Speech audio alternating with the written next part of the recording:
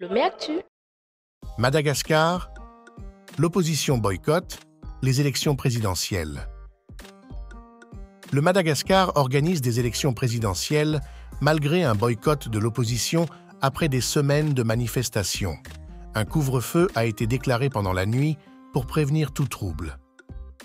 Les tensions politiques sont vives, l'opposition affirmant que le président sortant, Andry Rajoelina, devrait être disqualifié. Il y a eu 6 semaines de manifestations au cours desquelles les partisans de l'opposition ont affronté la police. Angelo Ravellonarivo, préfet de police de la capitale Antananarivo, a déclaré que le couvre-feu avait été imposé suite à divers actes de sabotage, dont l'incendie d'un bureau de vote. Les dirigeants de l'opposition se plaignent d'un coup d'État institutionnel en faveur de M. Rajoelina.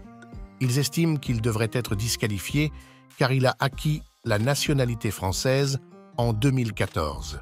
10 des 12 candidats de l'opposition ont émis des préoccupations quant à la crédibilité du vote et ont appelé les électeurs à boycotter les élections. Les partisans de l'opposition utilisent des choux-fleurs comme symbole de la répression policière. L'ancien président Marc Ravalomanana, renversé par M. Rajoelina lors d'un coup d'État en 2009, a été vu en tenant un alors qu'il appelait au boycott. Il a déclaré « Si cette élection n'est pas reportée, Madagascar connaîtra une crise majeure car la population rejettera les résultats. » 3 hommes, dont l'ancien président Marc Ravalomanana, à l'extrême droite, tenant des choux-fleurs, entouré de manifestants Roland Ratsiraka, l'un des candidats protestataires, a qualifié les élections de fraude et de farce à Madagascar, selon l'AFP. Un travailleur de la Croix-Rouge, intervenant dans la capitale, a déclaré à la BBC « La situation est intense tous les jours. Nous avons de nombreuses blessures et nous avons dû prodiguer les premiers soins à 36 personnes. » Selon la Banque mondiale, Madagascar est l'un des pays les plus pauvres du monde, avec 75% de la population vivant en dessous du seuil de pauvreté nationale en 2022. Le pays possède des réserves de cobalt, d'or, de nickel, d'uranium et d'autres minéraux.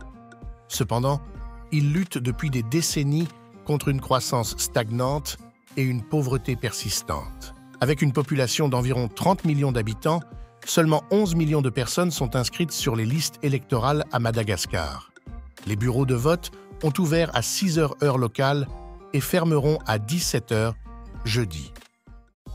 M. Rajoelina, qui a officiellement démissionné en septembre pour se présenter à sa réélection, a rejeté les critiques de l'opposition et exprimé sa confiance dans le fait qu'il gagnera. Selon l'AFP, son gouvernement a déclaré que les manifestations étaient motivées par un désir de renverser le pouvoir et de saboter le processus électoral. Il a également accusé l'opposition de menacer la stabilité du pays.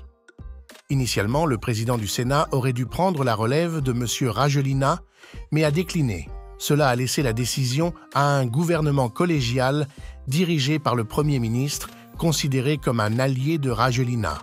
Malgré cela étant accepté par la Cour constitutionnelle, beaucoup sont en colère contre la candidature de M. Rajoelina en raison de sa double nationalité française. Après avoir pris le pouvoir en 2009, M. Rajoelina est devenu le plus jeune chef d'État d'Afrique. Il n'a pas participé à l'élection de 2013, mais a été réélu en 2018. Lomé Actu.